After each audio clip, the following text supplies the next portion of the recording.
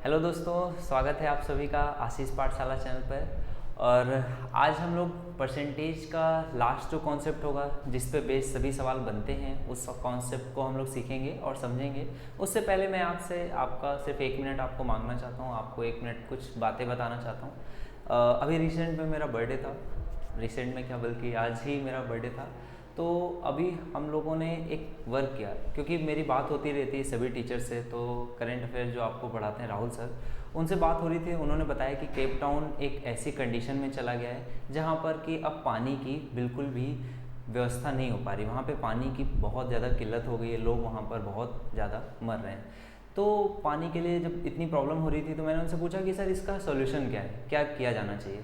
तो उन्होंने मतलब बहुत सारी चीज़ें बताई। उसमें कई चीज़ें फिजिबल हैं, कई चीज़ें मेरे लिए पॉसिबल नहीं थी। जैसे उन्होंने बताया कि अब जो भी छत वगैरह बननी चाहिए उसमें पानी का कंजर्वेशन किस तरह से किया जाए, उस तरह की छतें आपको बनानी चाहिए ताकि जो बारिश का पानी हो उसको सेव किया जा सके। बहुत सारी और भी चीज़ें उन्होंने बताई। और उसमें एक सबसे इम्पॉर्टेंट चीज़ थी जो कि है प्लांटेशन। आपको प्लांट्स लगाने चाहिए, बहुत सारे पेड़ वृक्ष पौधे लगाने चाहिए, ठीक है। तो ये चीज़ उन्होंने जब मुझे बताई तो उन्होंने बोला कि सबसे अच्छा इसका यूज़ आप ऐसे कर सकते हो कि जब भी आपका बर्थडे आता है, आप जितने भी एज के होते जा रहे हो उतने आपको प्लांट्स लगाने चाहिए। तो अभी रिसेंट में ही क्योंकि मेरा बर्थडे था तो मैंने सर की बात को नोटिस किया और ये हम लोग गए थे प्लांट्स वगैरह लगाने। हम लोगों ने कहाँ पर प्लांट्स लगाए थे? ग्रीन बेल्ट होती है सभी के घरों के आसपास में, मेन रोड के बीच में ग्रीन बेल्ट होती है।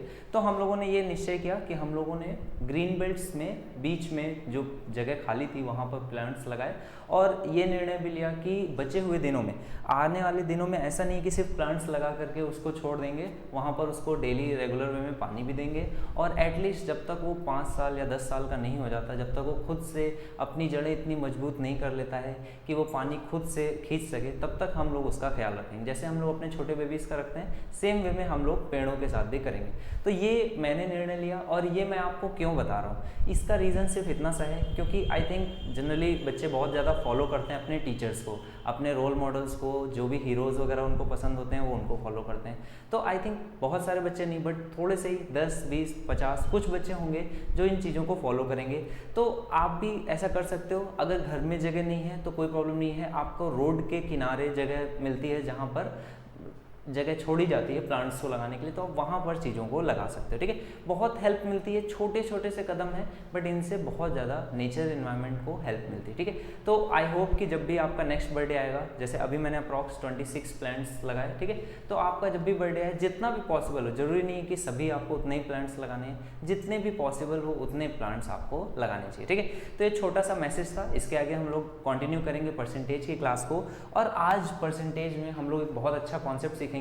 इस कॉन्सेप्ट पे बहुत ज़्यादा सवाल आपके बनते हैं, एग्जाम्स में बहुत ज़्यादा ये कॉन्सेप्ट पूछा जाता है। ये कॉन्सेप्ट क्या है? a = b+c।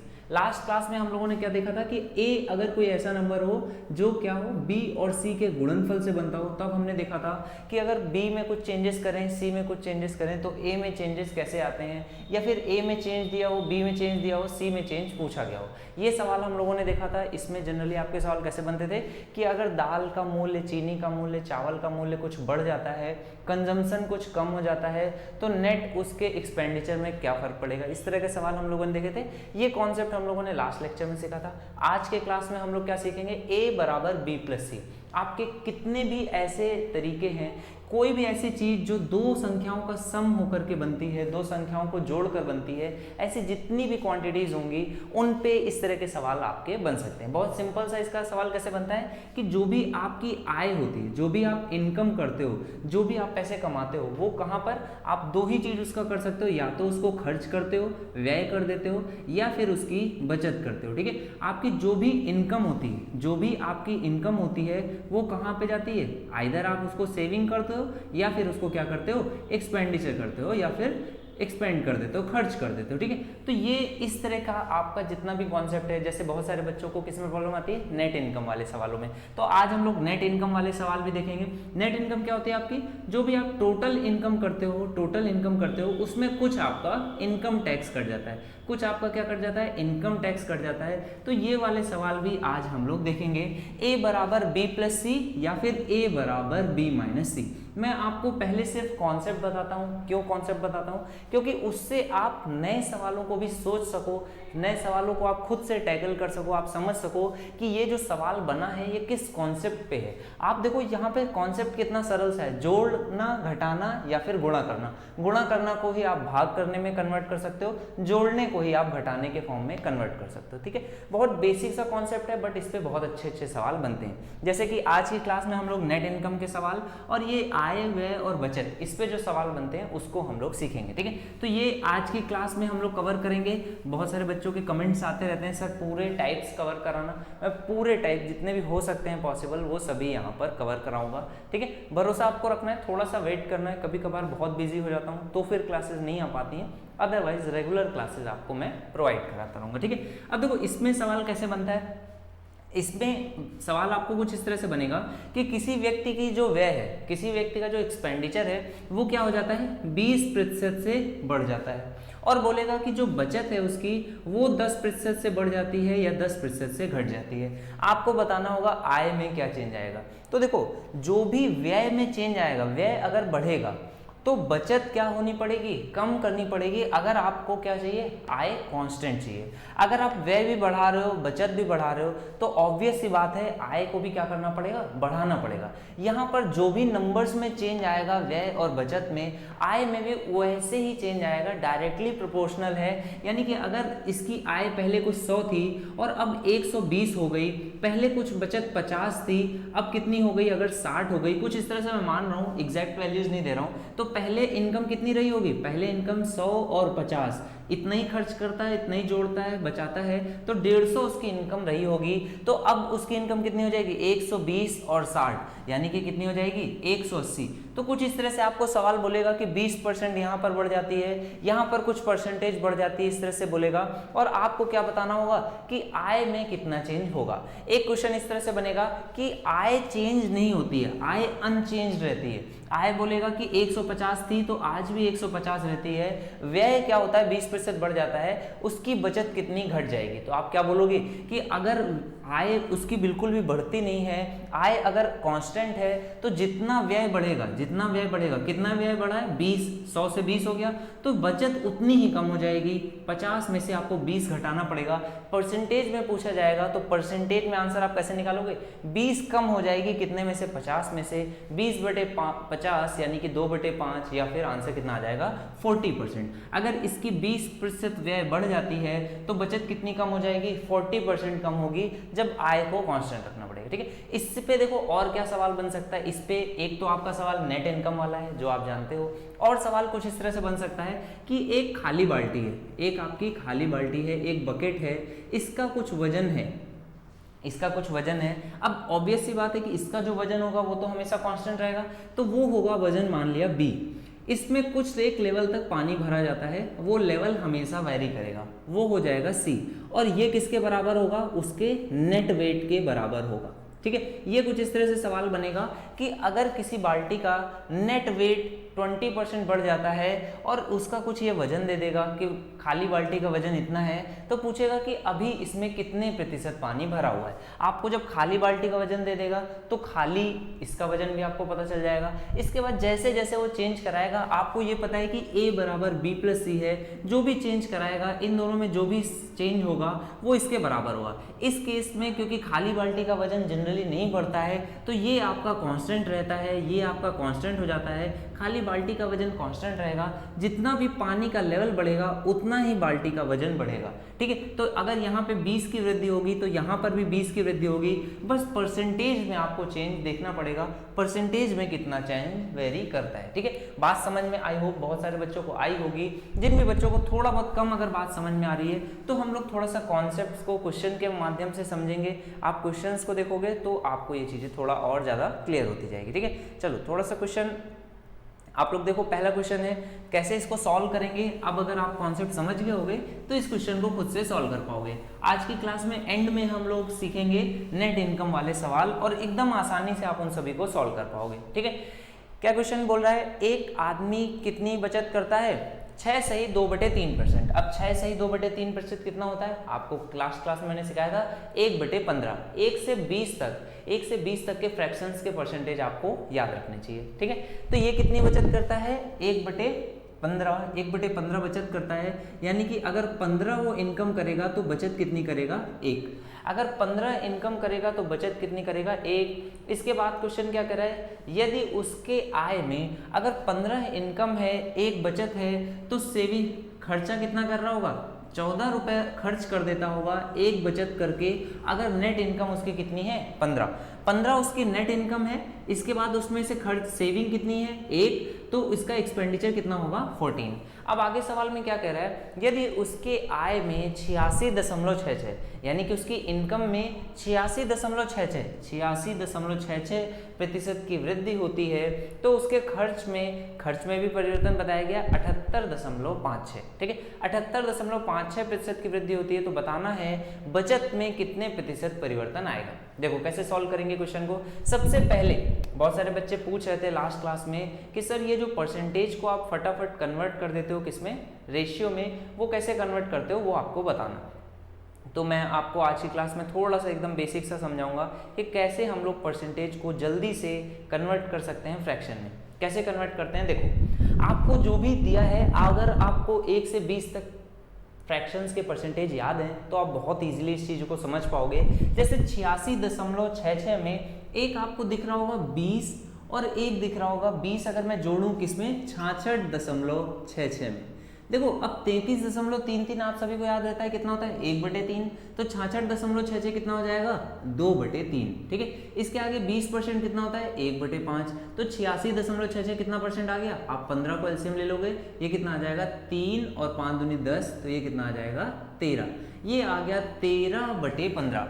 एलसीएम लिया, यहाँ पर आ गया 3, 5 दूनी 10 और 3 13, 13/15।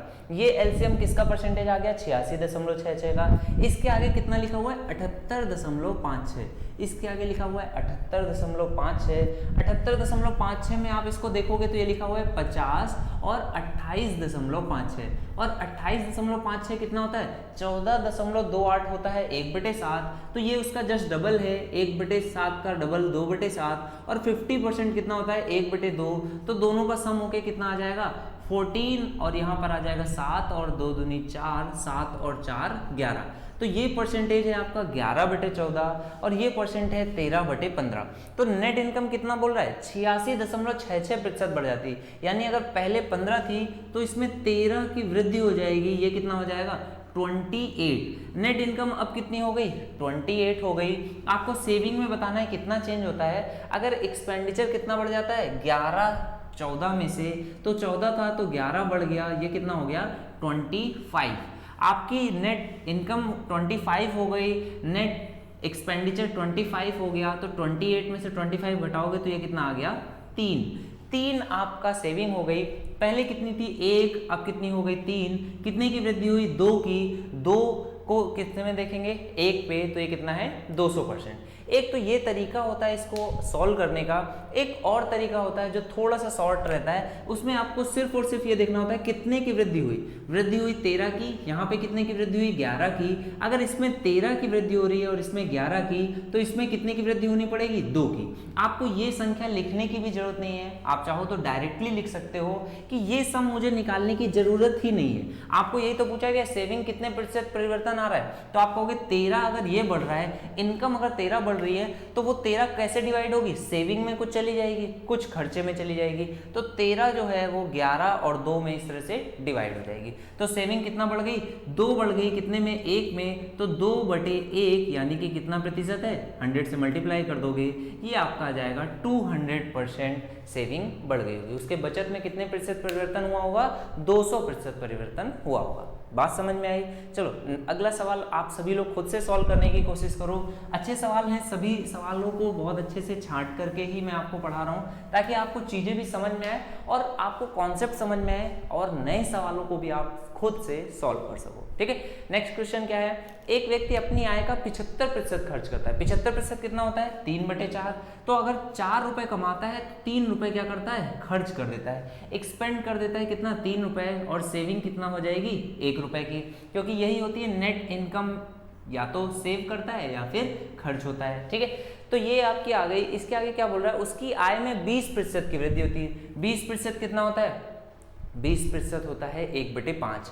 अब इसका मैं 1/5 निकालूंगा तो दशमलव में वैल्यू आने लगेगी, तो मैं इसका 1/5 निकालूं या फिर क्या कर सकता हूं, इन सभी में 5 से मल्टीप्लाई करता हूं। इन सभी में 5 से मैंने मल्टीप्लाई कर लिया। अब इनके खर्च में 20% की वृद्धि हुई तो 1/5 निकालूंगा तो कितना आ जाएगा, 4 रुपए की वृद्धि होगी।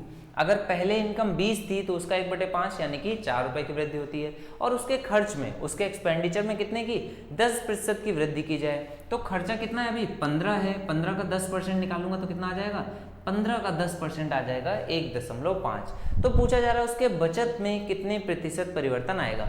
आपकी देखो 4 रुपए की वृद्धि हुई इनकम में, तो यही वृद्धि होगी एक्सपेंडिचर और सेविंग में। तो अगर 1.5 रुपए उसकी एक्सपेंडिचर में वृद्धि हो रही है तो बचा हुआ जो 2.5 रुपए होगा वो किस में वृद्धि हो जाएगी, आपकी सेविंग में। तो 2.5 रुपए आपको बताना है 5 का कितना प्रतिशत है, तो आप कहोगे 2.5 5 यानी कि आधा है, आधा है यानी कि परिवर्तन कितना आ जाएगा, 50% का आ जाएगा। ठीक है, आप इसको इस तरह से भी कर सकते थे, आप चाहो तो इसको इस तरह से भी कर सकते हो। देखो इसका एक और तरीका है जो कि बहुत ज्यादा पसंद करते हैं बच्चे, वो कैसे करते हैं कि सर 3/4 था ना, 3 अगर एक्सपेंड करता है, ये 4 है, ये 1 है, तो सर परसेंटेज आ रहा है तो 0 0 बढ़ा लो, आप 0 0 बढ़ा लो, इस तरीके से भी कोई दिक्कत नहीं है।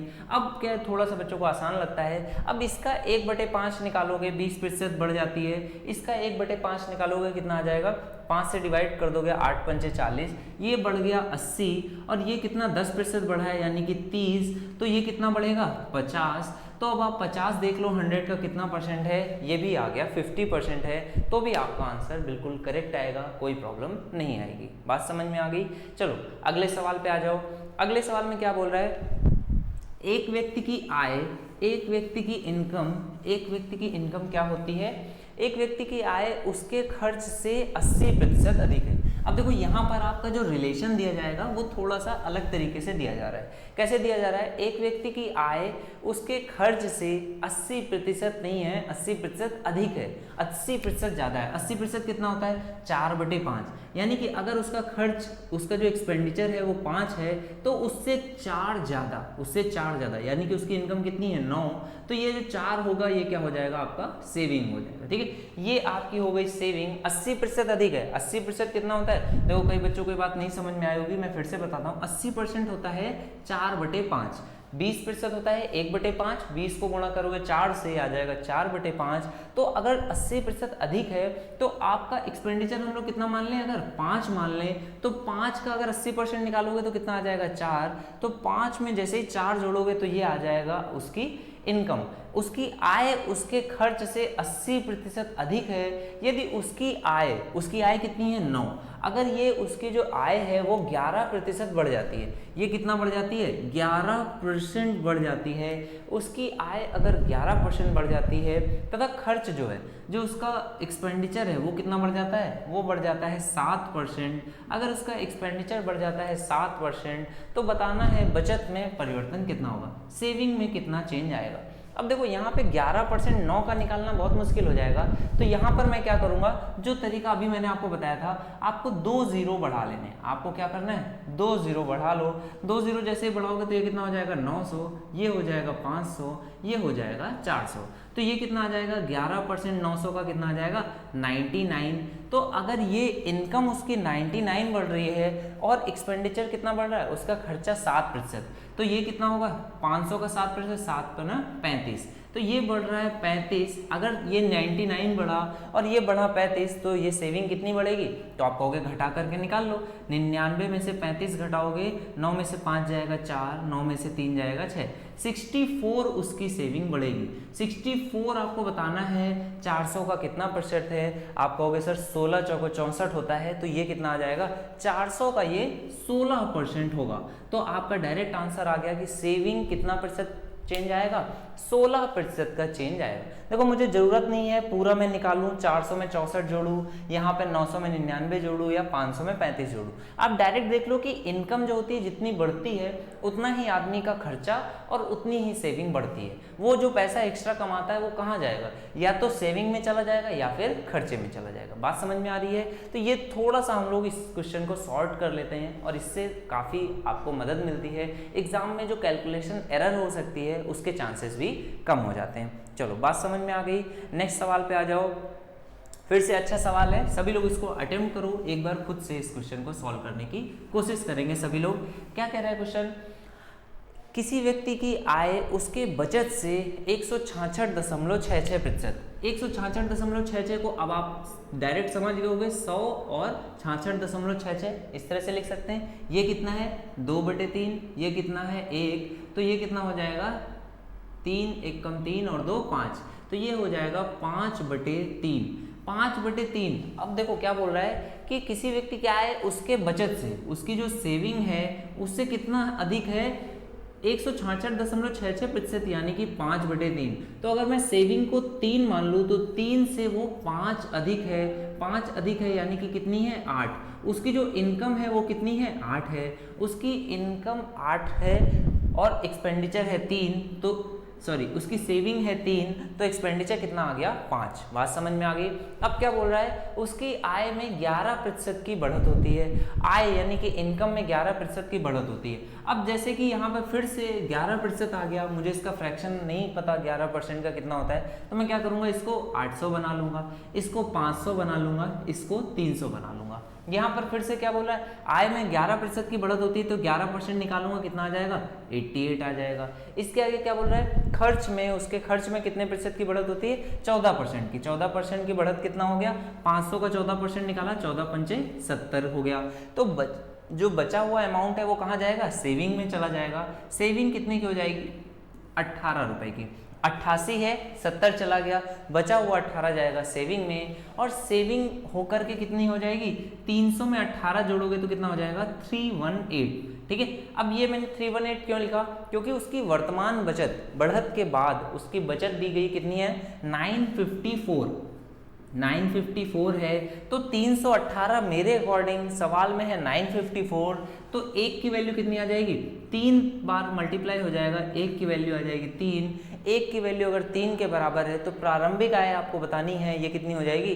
3 से ही यहाँ पर भी मल्टीप्लाई हो जाएगा। 1 की वैल्यू अगर 3 के बराबर है तो यहाँ पे 3 से मल्टीप्लाई होगा, उसकी आरंभिक आय 900 रही होगी, और अब उसमें 18 गुणे 3 करके हम लोग जब जोड़ेंगे तो ये आंसर कितना आया होगा? 954। तो उसकी प्रारंभिक आय कितनी पूछी गई है?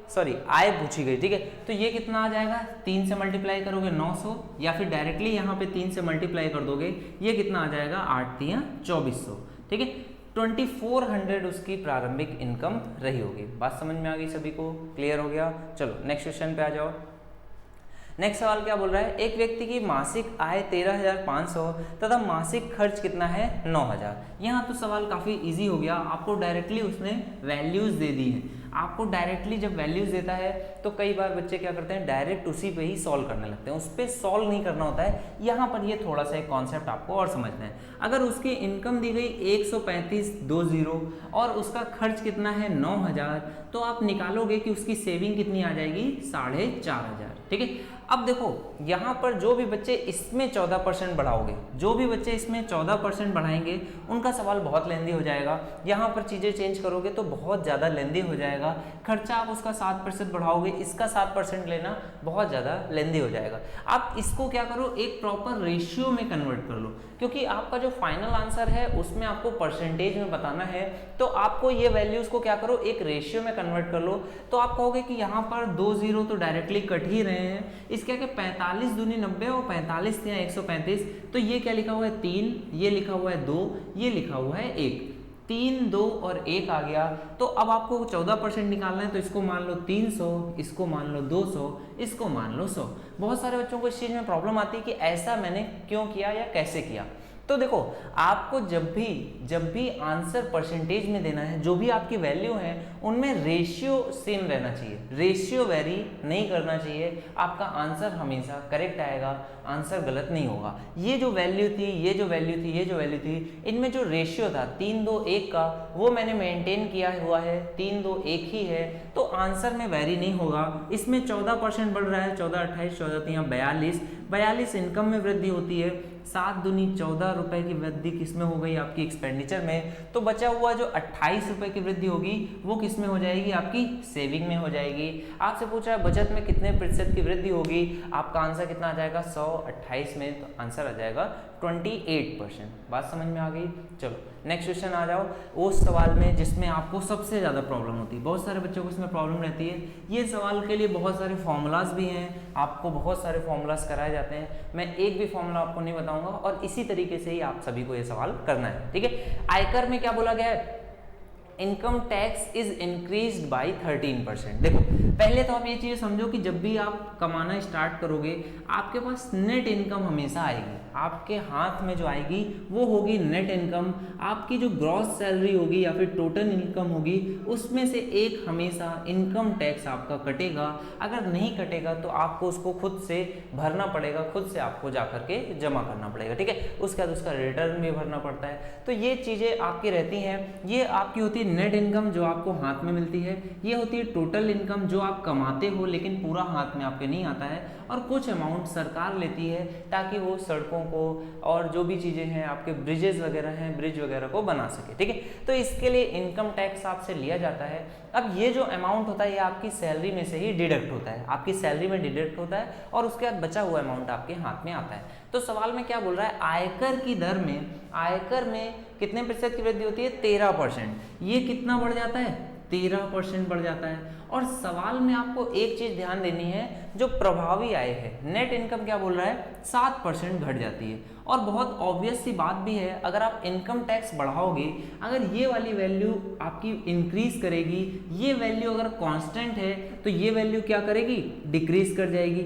ये वैल्यू नेट इनकम डिक्रीज कर जाएगी क्योंकि जिस संख्या से आप इसको घटा रहे हो वो आप क्या हो रही है, बढ़ रही है। इनकम टैक्स बढ़ रही है तो नेट इनकम घट जाएगी क्योंकि टोटल इनकम कांस्टेंट है। बट अगर मैं आपसे एक सवाल पूछूं कि ये अगर कितना घट रही है, क्या उतना ही ये बढ़ेगी, या ये जितना बढ़ रही है उतना ही ये घटेगी, ये बात क्या आपको क्लियर होती है? तो मैं इसको थोड़े से एग्जांपल्स देता हूं ताकि आपको ये चीज़ समझ में आए। जैसे कि मैं बात करता हूं कि अगर 1200 रुपये आपको इनकम है, आपकी जो इनकम है वो कितनी है, 1200 रुपये। देखो मैं इस सवाल को थोड़ा सा समझाता हूँ आपको कि आपकी, अगर मैं कहता हूँ कि इनकम कितनी है 1200 रुपये है और 200 रुपये आपका इनकम टैक्स कटता है, तो आपको इन हैंड सैलरी कितनी मिलेगी, 1000 रुपये। 1000 रुपये आपको इन हैंड सैलरी मिलेगी, इतना ही होगा।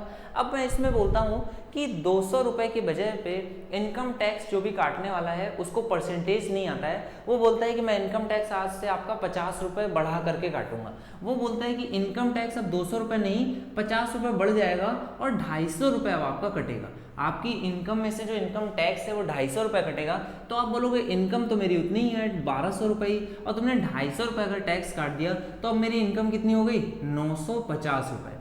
इनकम देखो कितनी हो गई, 950 रुपये। यानी कि आप कह सकते हो कि जितना आपका इनकम टैक्स बढ़ता है, जितना इनकम टैक्स बढ़ता है आपकी जो सैलरी है उतनी ही कम हो जाती है। जो नेट इनकम या प्रभावी इनकम है, वो जो प्रभावी आय है वो उतनी ही कम होती है जितना आपका नेट इनकम बढ़ता है। तो ये चीज़ आपको एक चीज़ समझ में आनी चाहिए कि जो वैल्यू है वो जितनी यहाँ पर बढ़ेगी उतनी ही यहाँ पर कम हो जाएगी, या फिर जितनी यहाँ पर कम होगी, अगर यहाँ पर एक अच्छा बंदा बैठा हो और आपके लिए वो एकदम हितैषी हो तो आपको क्या बोलेगा कि चलो मैं तुम्हारा 50 रुपये कम इनकम टैक्स काटता हूँ, आपका इनकम टैक्स सिर्फ और सिर्फ 150 रुपये कटेगा। तो आप कहोगे तुम तो बहुत अच्छे हो, सबसे मेरे प्यारे मित्र हो, 200 में से 150 रुपये ही कटे तो अब मेरी सैलरी क्या हो जाएगी। आप देखोगे 1200 में से 150 रुपये काटोगे तो ये कितना हो जाएगा, 1050। यानी कि आप कह सकते हो कि जितना यहाँ पर बढ़ेगा या जितना यहाँ पर अब घट रहा है, अब जितना रुपए घटा है यहाँ पर सैलरी में उतना ही रुपए बढ़ गया,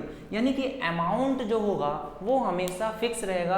अगर ये 1200 टोटल इनकम फिक्स है तो जितना यहाँ पर बढ़ेगा उतना यहाँ पर घटेगा, जितना यहाँ पर घटेगा उतना ही अमाउंट यहाँ पर बढ़ेगा। ये बात अगर आपको समझ में आ गई तो आप सवाल को कर सकते हो, लेकिन सवाल में यहाँ पर अमाउंट नहीं देता है, क्योंकि अगर यहाँ पर अमाउंट दे देगा तो सवाल बहुत ईजी बन जाएगा। तो सवाल में यहाँ पर क्या देता है, उसको ये पता है कि ये वैल्यू सेम है, 50 रुपये वैल्यू सेम है, लेकिन क्योंकि वो पढ़ा लिखा होता है तो 50 रुपये ना बोल करके वो क्या बोलता है, इसका आपका 25% अगर बढ़ जाए, आपकी जो इनकम टैक्स है वो 25% से बढ़ जाए, तो आपकी जो सैलरी होती है वो कितना 50 को आप कैलकुलेट करो, 1000 रुपये का कितना आएगा, तो कहोगे 100 का ये होता है 50%, तो इसका कितना होगा 5%। तो बोलेगा कि जो आपकी नेट इनकम है वो 5% से कम हो जाती है। सवाल देखो कुछ इस तरह से बनता है कि अगर आपकी जो इनकम टैक्स है वो 25% से बढ़ जाता है, अगर आपका इनकम टैक्स 25% से बढ़ जाता है तो आपकी जो नेट इनकम है वो बोलता है 5% से घट जाती है। आपकी नेट इनकम 5% से घट जाती है तो आपसे सवाल में पूछा जाएगा कि इनकम टैक्स की दर क्या थी, इनकम टैक्स की दर क्या रही होगी। तो आपको क्या बताना होता है कि ये 200 रुपये, ये जो 200 रुपये है इसका नेट इनकम से क्या रेशियो होगा, ये आपको बताना होता है। ठीक है, नेट इनकम पे ही आपका 200 रुपये लगता है, तो ये चीज़ आपसे पूछी जाती है। अब हम लोग वापस सवाल में आ जाएंगे। बहुत सारे बच्चों को अब कॉन्सेप्ट समझ में आ गया होगा, तो अब अगर आपको बात समझ में आ गई है तो अब आप इस सवाल को पूरी तरह से सॉल्व कर सकते हो। देखो सवाल में क्या बोल रहा है, इनकम टैक्स कितना 13% बढ़ जाता है, तो 13% किसका इनकम टैक्स बढ़ता है, तो आप कहोगे इनकम टैक्स का जो रेट है 13%, अगर मैं इसका इनकम टैक्स का 13% निकालूंगा तो ये जो वैल्यू आएगी ये बराबर होगी किसकी, नेट इनकम का जो 7% घटा होगा। नेट इनकम का जो 7% घटा होगा ये उसके बराबर होगा। नेट इनकम का 7% आप निकालोगे, ये दोनों आ जाएगा बराबर। आप रेशियो निकाल लोगे, नेट इनकम और इनकम टैक्स में ये रेशियो कितना आ जाएगा, net income upon income tax, ये रेशियो आ जाएगा 13/7, यानी कि इनकम टैक्स लगता है कितना 7 रुपए का, इनकम टैक्स लगता है 7 रुपए का, जब टोटल इनकम कितनी है, टोटल इनकम कितनी है, देखो इन दोनों का जोड़ जो होता है वही टोटल इनकम होती है। नेट इनकम और इनकम टैक्स को अगर मैं इस साइड ले आऊं तो ये माइनस से क्या हो जाएगा प्लस, तो टोटल इनकम कितनी हो जाएगी 20, और आपका जो इनकम टैक्स है वो कितना हो गया 7, तब जाकर के नेट इनकम आपके हाथ में आती है 13। यही बात कह रहा है वो, इसी क्वेश्चन में ये बात आपको समझ में आई। तो इनकम टैक्स कितना 7 रुपए लग रहा है 20 रुपए की टोटल इनकम पे, तो आपसे आयकर की दर पूछी गई है, तो 7 रुपए का 20 रुपए पे कितना परसेंट है, आप कहोगे 7/20 गुणे 100, तो ये कट जाएगा 20×5 100, और ये कितना आ जाएगा 7×5, यानी कि 35% आयकर की दर है। बात आपको समझ में आ गई। अगर ये बात समझ में आई तो नेक्स्ट क्वेश्चन को भी आप सॉल्व कर लोगे और फटाफट इसका आंसर सभी लोग निकालेंगे। सभी लोग इसका आंसर कमेंट करेंगे। यदि आयकर की दर में कितने की वृद्धि होती है, आयकर की दर में कितने की वृद्धि होती है, 18% की बढ़ोतरी होती है। अगर ये दर में बढ़ती है 18%, तो आप क्या कहोगे, इनकम टैक्स के रेट में कितना 18% जो होगा, 18% की जो वैल्यू होगी वो किसके बराबर होगी, नेट इनकम के कितना 7%, नेट इनकम में 7% के बराबर होगी। ये हो गया 7%। तो नेट इनकम और इनकम टैक्स में रेशियो निकाल लोगे, नेट इनकम और इनकम टैक्स का रेशियो कितना आ जाएगा, net income upon income tax बराबर 18/7। तो 18 रुपए यहाँ पर अगर नेट इनकम है और 7 रुपए इसमें से कटने के बाद तो टोटल इनकम कितनी हो जाएगी, 18 और 7 25। तो 7 रुपए आपके इनकम टैक्स है जब टोटल इनकम है 25, तो आपसे पूछा जाएगा कि आयकर की दर कितनी होगी, तो आप कहोगे 7/25 कैलकुलेट करना है। 7/25 गुणे 100, 25 से काटोगे ये आ जाएगा 4, 7 गुणे 4 करोगे ये कितना आ जाएगा 28। तो आपकी आयकर की दर कितनी आ गई, 28% आपकी आयकर की दर होगी।